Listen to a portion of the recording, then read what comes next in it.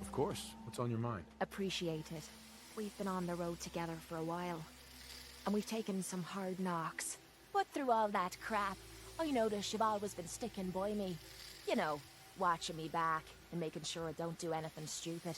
I think maybe it's time to tell you a little bit about who you're traveling with. There's no reason for us to keep acting like we're strangers. It would be nice to know more about you. You're saying that now, but when you hear me story, you might regret it. It all starts with two wastes of humanity I suppose you could call me parents. I'm convinced I was a mistake, because I can't remember a single moment that they treated me like their daughter. I was yelled at and beaten. Everything I did was wrong. Nothing but a nuisance in their eyes. The whole time I was telling myself that they had to love me, even if it was just the tiniest bit, because they never kicked me out. Then me 18th birthday arrived, and I found out why they kept me around. They slapped a shock collar around my neck and sold me to slavers. They didn't even care enough about me to say goodbye. 18 years of suffering through that shite, and all I was worth to them was a pocket full of caps. My God. I'm so sorry. Thanks. But there's more to the story. It would be easy to blame me charming personality on me parents, but they didn't make me this way. I did. I was with those slavers for 5 years. Roughest 5 of my goddamn life.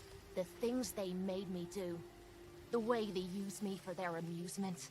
It sickens me to me stomach even thinking about it. But I bided me time and learned to use their own methods against them. Stealing a few caps out of a sleeping man's pocket is a piece of cake. As long as you don't get greedy.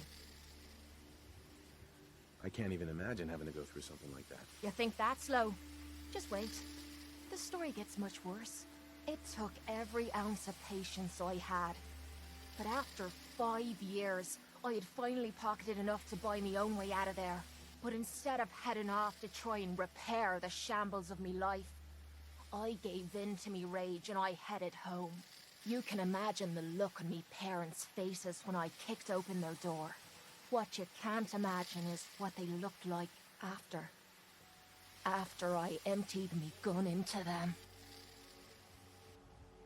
Sounds like justice to me. Was it justice? Or was it murder? When I close me eyes, all I can see is their faces twisted with fear. And then my mind starts wandering and I start judging myself. And it's ripping me the fuck apart. You think I inject myself with all that shite and drink myself drunk because I'm a tough Irish girl. I do it so I can forget and move on with my miserable life. So there you are. The entire flawed package known as Cait. Stripped bare for your perusal. I'm proud of you. I knew I was taking a chance telling you all this. But I never expected you to say you were proud of me. I think I needed to hear that from you. Thank you. Hey, it's okay. We're friends. Look at me. Now you have me blushing. Well, that settles it, I suppose. Friends it is then. Hope I make you a good one. Otherwise I'm gonna look right the fool, aren't I?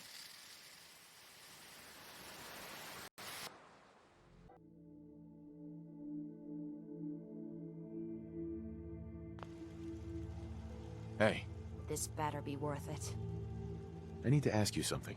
I'd really like to talk to you. You ready now? Of course. Anything you need. Anything I need, huh? I might take you up on that one day. After Tommy stuck me with you, I was expecting to hate your guts. Not only because you agreed to pick up me contract, but because I was waiting for you to order me around like hired help. Now, so far, you've been treating me like a friend. Hell, you've been damn near nice to me. Now, I don't mean to sound ungrateful, but your kindness is starting to make me wonder. If there's anything I learned in the combat zone, it was that nobody does things for other people without expecting something in return.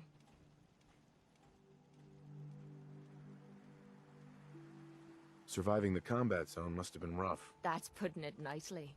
I spent 3 years living at the combat zone. Smelled like puke and piss, but I called it home. I was making a few caps, had me own bed to sleep in, and 3 hot meals a day. Then the raiders took over the place. You know that lot. You aren't exactly what you'd call the gentle type. After they moved in, if you didn't keep looking over your shoulder, you were liable to get sucker punched or robbed. Or worse. Didn't take me long to learn that I had to put my hard-earned caps to good use. Buying friends was essential to making life easy. So, I guess I'm waiting for you to hand me a bill. You know what I mean? You don't owe me a thing. Now I'm having a real hard time believing that. I'll tell you what. Give me some time and I'll think of something I can do to repay you. I'm not a rich girl, but I'm sure we can agree on something. After all, what are friends for?